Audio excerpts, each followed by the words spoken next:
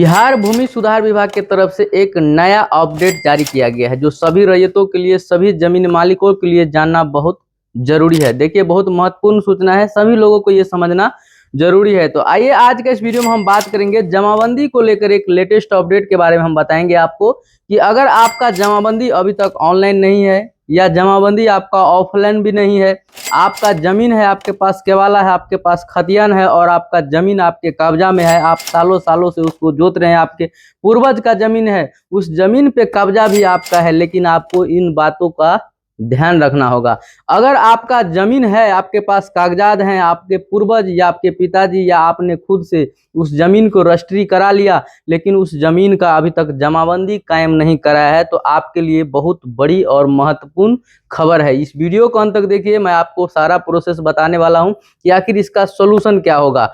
तो अगर आप हमारे चैनल पे वीडियो फर्स्ट टाइम देख रहे हैं तो चैनल को सब्सक्राइब कर दीजिएगा, बेल आइकन दबा दीजिएगा और ज़्यादा से ज़्यादा लोगों को भी शेयर कीजिएगा ताकि ये जानकारी सभी लोगों तक पहुंच सके। तो आइए हम वीडियो में बात करेंगे। देखिए, सबसे पहले अगर आपका जमाबंदी नहीं है, पुराना जमीन है, आपके पास केवाला है, खतियान है, तो आपको सबसे पहले अपने जमीन का जमाबंदी ऑनलाइन पे चेक कर लेना है। आपको क्या करना है, बिहार भूमि सुधार विभाग के पोर्टल पर जाना है और वहां से आपको, अगर आपको मालूम नहीं है तो अपने नजदीकी कंप्यूटर सेंटर से जाकर के या सीएससी सेंटर से जाके करवा सकते हैं, या आपके आस पड़ोस में जो जानकार आदमी है उससे जाकर के आप उसको चेकिंग करवा सकते हैं। सबसे पहला काम करना है आपको कि बिहार भूमि सुधार विभाग के पोर्टल पर जाकर के आपको अपना जमीन का, जिसके नाम से जमीन है, उसका नाम, खाता, खेसरा, ये सब डाल करके, मौजा डाल करके पहले चेक करना है कि आपका जमाबंदी कायम है या नहीं है। अगर आप वहां पे सर्च करते हैं तो आपको रिकॉर्ड नोट फाउंड करके आता है। तब आपको करना क्या होगा, आपको देख लेना है कि आपका जमीन का जो है सो दाखिल खारिज मोटेशन हुआ कि नहीं हुआ। यहाँ से आपको स्पष्ट पता चल जाएगा।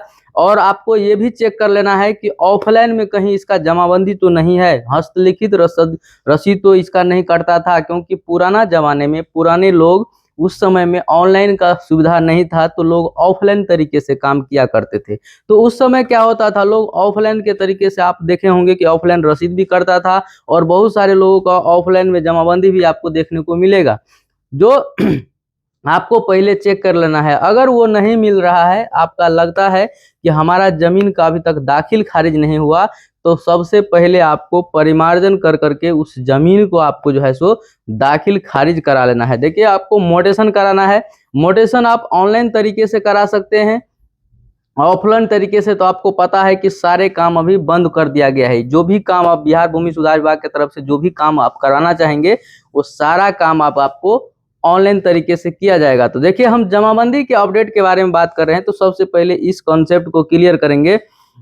तो सबसे पहले आपको चेक कर लेना है। देखिए, ये जमीन जो है, मान लीजिए अगर पुराना है, आपका 10 साल 20 साल पुराना भी जमीन है, तो आपको पहले चेक कर लेना है उस जमीन का जमाबंदी आखिर है कि नहीं है।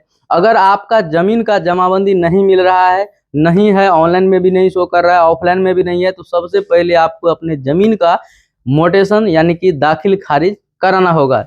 कैसे होगा, इससे रिलेटेड वीडियो हमने इसी चैनल पे डाल दिया है, तो आप उस वीडियो को जाकर देख लीजिए क्या है उसका प्रोसेस, आपको वहां से मालूम चल जाएगा। तो अभी हम बात करेंगे कि अगर जमाबंदी ऑनलाइन में नहीं है, ऑफलाइन में भी नहीं है, तो आपको मोटेशन कराना है।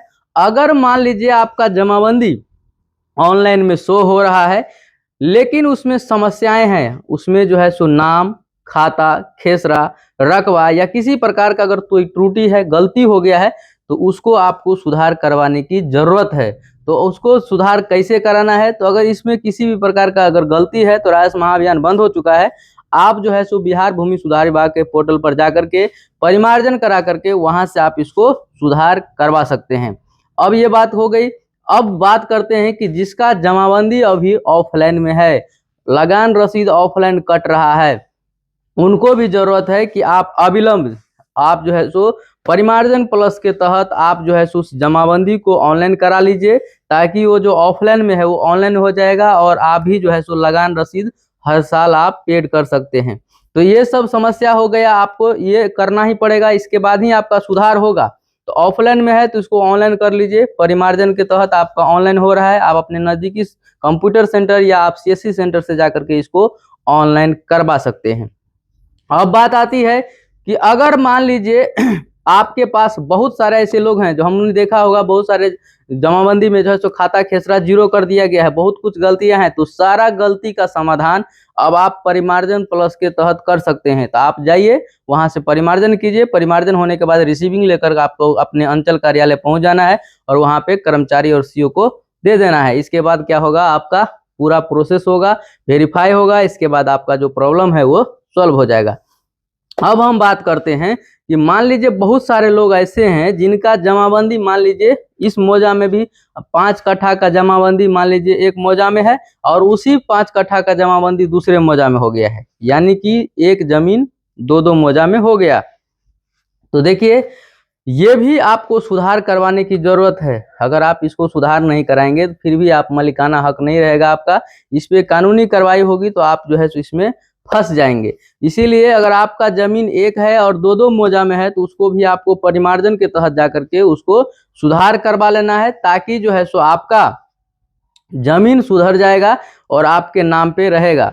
अब हम बात करेंगे कि जो पूर्वज का जमीन था, हम आप लोगों को वीडियो में बता दिए थे पहले कि पूर्वज का जमीन हो या 40-50 साल पुराना जमीन हो, उस जमीन का भी दाखिल खारिज होगा। ऐसा नहीं है कि पुराना जमीन है तो उसका दाखिल खारिज नहीं होगा, पुराना से पुराना जमीन का भी दाखिल खारिज होगा, लेकिन उसके लिए आपको सारे कागजात जमा करने होंगे, सारे डॉक्यूमेंट देने होंगे। जैसे कि मान लीजिए जिससे आपने जमीन लिया उसका जमाबंदी चेक करना है कि उसका जमाबंदी नेट पे शो हो रहा है कि नहीं है, जिससे आपने जमीन लिया उसका जमीन जमाबंदी में शो हो रहा है कि नहीं हो रहा है, जिससे आपने जमीन लिया वो व्यक्ति जीवित है या नहीं है, ये सब सारा प्रक्रिया आपको करना होगा। अगर जिससे आपने जमीन लिया वो व्यक्ति का मृत्यु हो गया तो उसके वंशज से उसका वंशावली बनवा कर लेना है, और जो है सो उसका जो केवाला होगा, जो खतियान होगा, उसके पास अगर लगान रसीद है, जमाबंदी है, किसी प्रकार का उसके पास अगर उस जमीन का साक्ष्य है तो आपको जो है सो उसका जीरोक्स कॉपी लेना है। इसके बाद आपको परिमार्जन कराना है। दूसरी चीज, जिस जमीन से आप मान लीजिए आप जमीन खरीदे, जिस व्यक्ति से जमीन खरीदे उसका भी जमाबंदी ऑनलाइन में नहीं है और उसका जमाबंदी ऑफलाइन में भी नहीं है। वो व्यक्ति जिस व्यक्ति से जमीन लिया और उसके पास वो बात चला जाएगा। तो ये देखिए जो पुराना जमीन है, क्योंकि आप जिससे लिए उसका भी जमाबंदी नहीं था, वो जिससे लिया उसके पास जमाबंदी था, यानी कि जमीन बिक गया लेकिन अभी भी तीसरे आदमी के नाम पे जमीन है। जमाबंदी का मतलब होता है कि जैसे मान लीजिए आप जमीन खरीद रहे हैं, हम जमीन बेच रहे हैं, तो आप जो खरीद रहे हैं जमीन तो आप दाखिल कर रहे हैं, हम बेच रहे हैं जमीन तो हम क्या कर रहे हैं, जमीन को खारिज कर रहे हैं। मतलब इसी को बोला जाता है दाखिल खारिज मोटेशन, यानी कि आप जमीन खरीदे तो खारिज कर लिए, हम जो आप जो जमीन खरीदे तो आप दाखिल कराए, हम जमीन को क्या किए, खारिज कर दिए। बेच रहे हैं तो हम खारिज कर दिए, बेचने वाला खारिज करता है और खरीदने वाला दाखिल करता है अपने नाम पे। तो क्या होता है, जिससे आप जमीन लिए उसके नाम से जमीन कट करके आपके नाम से एक नया जमाबंदी बन जाएगा, जिससे आपका नाम पे हो जाएगा और आपका जो है सो नाम से पूरा पेपर बन जाएगा, सारा कुछ खाता खेसरा ये सब आपके नाम से हो जाएगा। तो इसीलिए समस्याएं आ रही है। पुराना जमीन का तो दाखिल खारिज होगा, लेकिन इसमें थोड़ा सा आपको हार्ड मेहनत करना पड़ेगा, ज्यादा मेहनत करना पड़ेगा, इसके बाद ही आप इसका दाखिल खारिज करवा सकते हैं। समस्याएं ज्यादा है।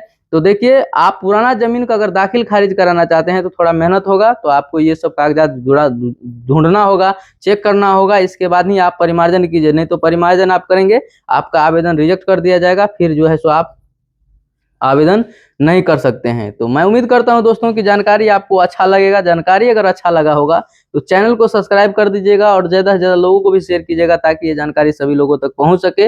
बाकी वीडियो लास्ट तक देखने के लिए थैंक यू, धन्यवाद।